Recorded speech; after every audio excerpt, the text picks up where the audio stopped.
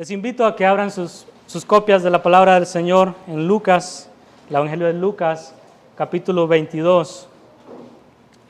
Vamos a estar unos minutos en los primeros 6 versículos de este capítulo. Lucas, capítulo 22, del 1 al 6.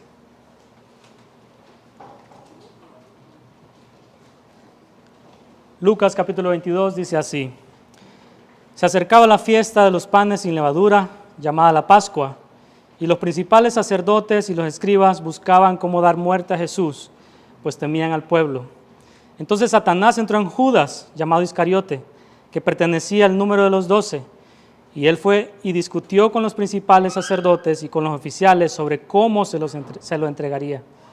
Ellos se alegraron y convinieron en darle dinero.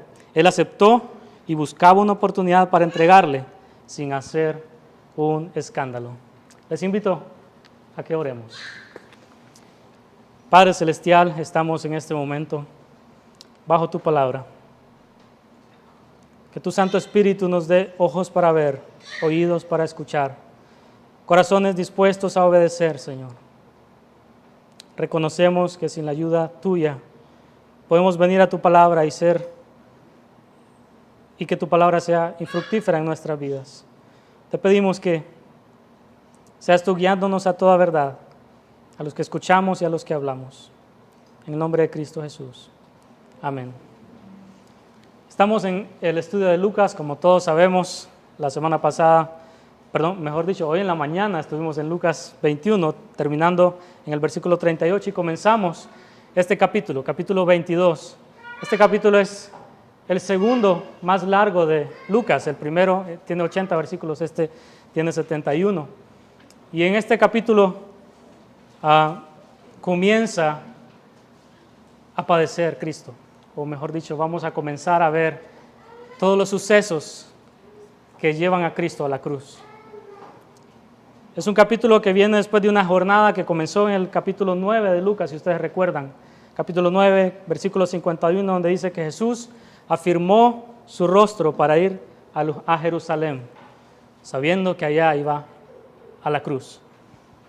Entonces, este capítulo 9 es clave para poder llegar a este capítulo 22, donde comienzan a suceder varias cosas y pareciera que nada está en control, pareciera que la vida de Jesucristo está fuera del control de nuestro Dios, siendo así todo lo opuesto. A través de los versículos de este capítulo parece que hay un sentido de pánico. Pareciera que de repente la vida de Jesús está fuera del control de Dios, como acabo de decir. Por eso es que es importante que recordemos el capítulo 9. Si gustan, vamos allá. Lucas 9, 51.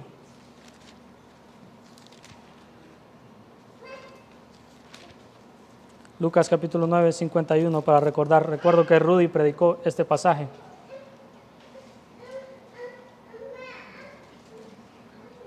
Y sucedió que cuando se cumplían los días de su ascensión, él, con determinación, afirmó su rostro a Jerusalén. Jesús afirmó su rostro a Jerusalén, porque él entendía que los días de su padecimiento estaban cerca. Entonces aquí es donde estamos. Jesucristo, desde ese capítulo 9, ha emprendido un camino y ya está próximo a Jerusalén para entrar. De hecho, vamos a ver luego que él envía dos discípulos para que alisten los elementos de la Pascua y tener la cena ahí. Por un lado, este pasaje del 1 al 6 nos muestra que Jesucristo está comprometido con su llamado. Jesucristo está comprometido con lo que va a hacer en Jerusalén. Y por otro lado, también vemos en el capítulo 22 que la mano soberana de Dios está sobre cada hecho que sucede, o mejor dicho, cada acción de los hombres. Nada se escapa del control de nuestro Dios. Porque desde una perspectiva meramente humana, el capítulo 22, si lo leemos, ¿qué pasó a Jesús? ¿Qué? ¿Lo arrestan? ¿Qué? Lo llevan ante Pilato. Uno de ellos lo traiciona, el otro lo niega. ¡Wow! ¿Qué está pasando? Pero eso es desde una perspectiva humana, como les dije. Pero Dios el Padre está orquestando todo para llevar su plan a cabo, el plan de redención. Entonces aquí es donde nos estamos parando hoy, en estos primeros 6 versículos del capítulo 22, que muestran una serie de eventos donde Jesucristo finalmente llegará a la cruz. Y en esta sección que vamos a ver esta noche, del versículo 1 al 6, vemos cómo las manos de 3 personajes quieren tener o van a extenderse sobre la vida de Cristo. Primero tenemos las manos de los líderes religiosos, quieren tener la vida de Cristo, quieren tenerlo. La mano de uno de sus apóstoles va a traicionarlo. Y por último, y el más pecador de todos, las manos de Satanás quieren ir a Jesús, quieren tomar su vida. Comenzamos con la primera, las manos de los líderes religiosos en el versículo 2. Voy a leer desde el versículo 1. Se acercaba la fiesta de los panes sin levadura, llamada la Pascua, y los principales sacerdotes y los escribas buscaban cómo dar muerte a Jesús, pues temían al pueblo. Estos hombres querían atrapar a Jesús. Estos hombres querían matarle. Como bien sabemos, en la ciudad y en muchas de las regiones habían varios grupos religiosos. Estaban los escribas, los saduceos, los fariseos, y cada uno tenía una línea de pensamiento. Incluso algunos de ellos eran enemigos entre sí. Discutían entre ellos. Pero aquí vemos que estos grupos, con ideas diferentes, se unen en un mismo plan. Ellos han identificado un enemigo en común, que es Cristo Jesús. ¿Y qué hacen? Forman alianza para ir por ese enemigo en común que tenían.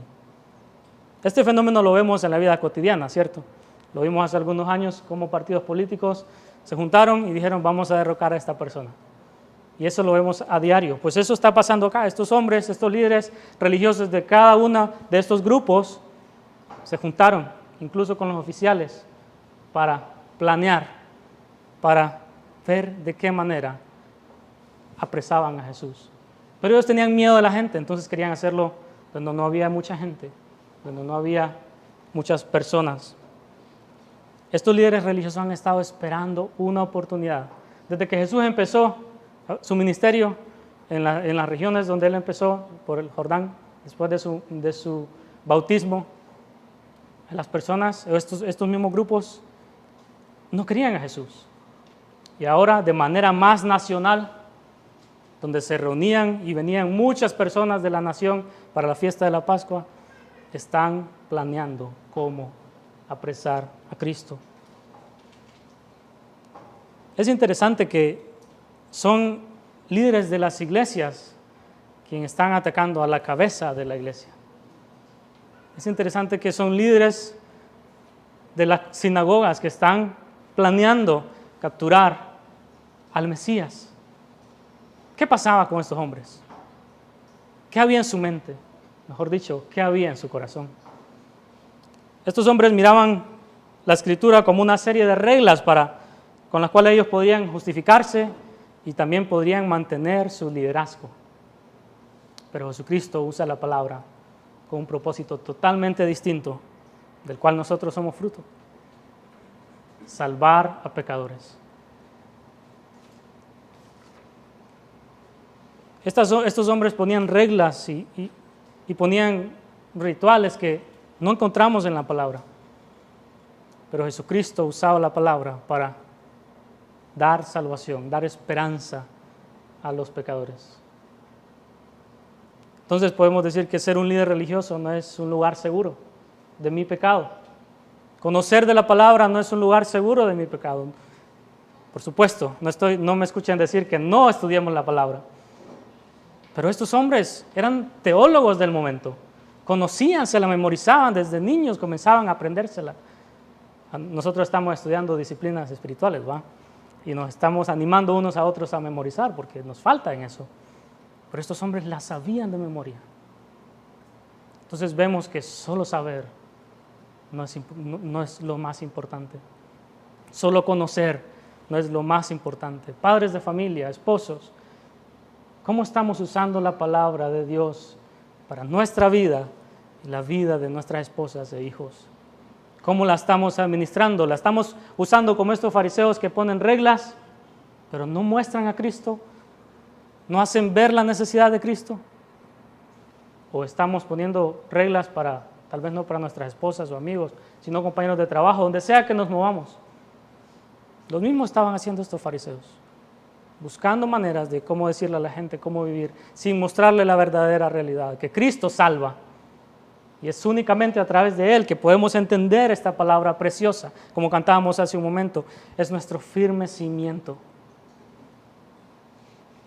Entonces, por un lado vemos las manos de estos fariseos, queriendo atrapar a Jesús, manipulando en la oscuridad, hablando en la oscuridad, para ver de qué manera atrapa a Jesús.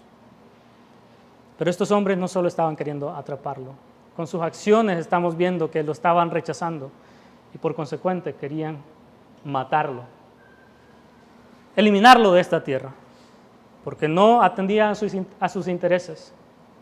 ¿Estamos nosotros rechazando a Cristo, aún estando aquí en estas sillas? ¿Estamos nosotros odiando a Cristo, aún estando aquí, en este púlpito, en esta congregación? Porque es muy fácil estar en la congregación, pero nunca conocer a Cristo. Y vamos a ver en un momento que Judas fue un apóstol. ¿Estamos nosotros actuando como estos líderes? ¿En realidad conocemos a este Cristo? Es una pregunta que debemos hacernos diario y encontrar la esperanza en Cristo, no en lo que hago, sino en Jesucristo. ¿Saben qué? Las manos de estos líderes religiosos estrecharon otras manos, las manos de un apóstol. Y ese es el punto número 2, las manos de un apóstol, en el versículo 4. El más alto oficio que ha existido en la iglesia de Cristo es el de ser un apóstol de Jesucristo, que se reserva únicamente a aquellas personas que han sido testigos de Cristo. Ninguno de los ministros de esta iglesia, por ejemplo, va a llegar a ser apóstol. Tenemos ancianos docentes y ancianos gobernantes, pero nunca apóstoles. Y Judas fue un apóstol. Judas, quien traicionó a Cristo, fue apóstol, y dice el versículo 3, pertenecía al número de los 12. A veces es muy fácil pensar, no, Judas fue un apóstol, pero medio apóstol. No, Judas fue apóstol. La palabra lo dice. Judas fue un apóstol. ¿Recuerdan lo que nos dice el Evangelio de Juan 13, 21 al 30? Y si no, vamos a ir allá. Les invito a ir a Juan, más adelantito, en el Evangelio de Juan, capítulo 13. Vamos a leer esos 9 versículos, del 21 al 30. Vamos a tener un poco más de contexto que está pasando en esa noche y quién es este hombre. Versículo 21 dice así: Y habiendo Jesús dicho esto, se angustió en espíritu y testificó y dijo, en verdad os digo, que uno de vosotros me entregará. Los discípulos se miraban unos a otros y estaban perplejos sin saber de quién hablaba. Uno de sus discípulos, el que amaba, estaba a la mesa reclinado en el pecho de Jesús. Por eso Simón Pedro le hizo señas y le dijo, dinos quién habla. Él, recostándose de nuevo sobre el pecho de Jesús, le dijo, Señor, ¿quién es? Entonces Jesús respondió, es aquel a quien yo daré el bocado que voy a mojar. Y después de mojar el bocado, lo tomó y se lo dio a Judas, hijo de Simón Iscariote. Y después del bocado, Satanás entró en él. Entonces Jesús le dijo, lo que vas a hacer, hazlo pronto. Pero ninguno de los que estaban sentados a la mesa entendió por qué dijo esto. Porque algunos pensaban que como Judas tenía la bolsa de dinero, Jesús le decía, compra lo que necesitamos para la fiesta o que diera algo para los pobres. Y Judas, después de recibir el bocado, salió inmediatamente y ya era de noche. Entonces, sí, Judas era un apóstol y este apóstol traiciona a su maestro, pero era un hombre de confianza, tenía el dinero, tenía la bolsa de la compañía de los apóstoles, si pudiéramos llamarle así. Era el tesorero, tenía los fondos, él los manejaba, los distribuía. Este hombre, este Judas es el que traiciona a Cristo, uno de sus apóstoles. ¿Pero qué le pasó a Judas? ¿Qué pasó con este hombre? ¿Qué estaba pasando en su corazón que llegó a traicionar a Judas? Al Señor Jesús. Judas sí era un apóstol, la palabra lo ratifica, pero su corazón estaba lejos de Dios. Judas era un apóstol y andaba con Cristo. Cristo lo llamó. Judas andaba en el camino con Cristo, recibiendo las enseñanzas, escuchando a su maestro, caminando, posiblemente durmiendo donde él también dormía, seguramente. Pero su corazón nunca estuvo con Cristo. Su corazón nunca estuvo con nuestro Señor. Este hombre tenía sus afectos inclinados al dinero que a Cristo, porque cambió a su maestro por monedas. Este hombre tenía su corazón más al dinero que a Cristo, mejor dicho, no apreciaba a Cristo. La iniquidad de su corazón estaba desarrollándose día a día, y para llegar a traicionar a Cristo, no es que sucedió así nomás, sino que fue en el día a día. Son aparecidos para nosotros, ¿va? En el día a día, esos pecados que no confesamos a Cristo, si no los confesamos, nos pueden llevar a pecar aún más escandaloso, por decirlo así. ¿No es la avaricia un pecado? Por supuesto que lo es. Posiblemente este hombre comenzó agarrando una moneda. Nadie lo nota. Otra moneda. Nada ha pasado. Y comenzó alimentando su pecado, como posiblemente podemos estar haciendo nosotros hoy, pecando sin confesarlo, pero sabiendo que tenemos que hacerlo y diciendo, no, esto no es algo pequeño, es algo leve. No, el Señor me lo perdona, pero lo voy a confesar cuando llegue a tal punto. No, vengamos hoy a Cristo. Este hombre no corrió a Cristo, sino que corrió a otro lado. El asunto es este: había un pecado que él no estaba confesando al Señor Jesucristo. Y así nos puede estar pasando hoy a nosotros. Podemos estar acá escuchando y hablando de Cristo, pero no confesando algún pecado que nos deleitamos en hacer, en llevar a cabo. Podemos estar traicionando a nuestro Señor diariamente y abusando de su gracia de manera tan abierta, así como lo hizo Judas. Y cuando el tentador vino, le presentó la oportunidad. Para Judas fue lo más fácil. Vamos, voy por ese dinero porque no lo tengo. Son 30 monedas de plata. No lo tengo, voy. Entonces Judas corrió tras su concupiscencia, tras su deseo. Eso muestra dónde estaba su corazón. Su corazón no estaba con Cristo. ¿Dónde está nuestro corazón ahora? ¿Dónde están nuestras afecciones, nuestros anhelos ahora? ¿Dónde está nuestra esperanza hoy? ¿Está en Cristo? ¿Estamos corriendo a Cristo? Y decimos como Judas, no, es una cosa pequeña, voy a dejarlo pasar por ahora. Mañana tal vez lo confieso después de volverlo a hacer. No, pasado tal vez lo confieso y así, y esperando que algo grande suceda. Por último, tenemos las manos de Satanás que quieren tener la vida de Cristo. En el versículo 3, entonces Satanás entró en Judas, llamado Iscariote, que pertenecía al número de los 12. Y algunos piensan acá que es que Judas fue poseído por Satanás y lo llevó a pecar. Pero también muchos comentaristas mencionan de que no, solamente fue influenciado. El tentador vino a este hombre pecador, le presentó la oportunidad y este hombre cayó y fue influenciado por Satanás. Y también que lo llevó a traicionar a nuestro Señor. Judas hizo esto porque al final de cuentas hizo lo que él quería hacer. Judas traicionó a Cristo porque al final de cuentas él quería más dinero. Así somos nosotros. Nosotros pecamos contra nuestro Dios porque al fin y al cabo queremos hacerlo. Y debemos pedir perdón por eso, por el pecado y por el deseo de no arrepentirnos. Entonces ahora, ¿estamos siendo sinceros y honestos con nuestro Dios, aunque Él ya lo sabe todo? Pero es para nuestro beneficio.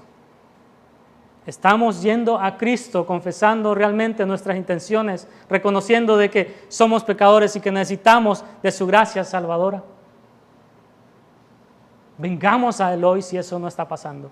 Y si está pasando, volvamos otra vez, porque lo necesitamos más de lo que pensamos. Satanás quería matar a Cristo. Y este pasaje nos remonta a Génesis 3. Vamos a Génesis 3, 15. Disculpen que hoy los he hecho andar de un lado a otro. Génesis 3, versículo 15, donde Dios da la profecía a la serpiente.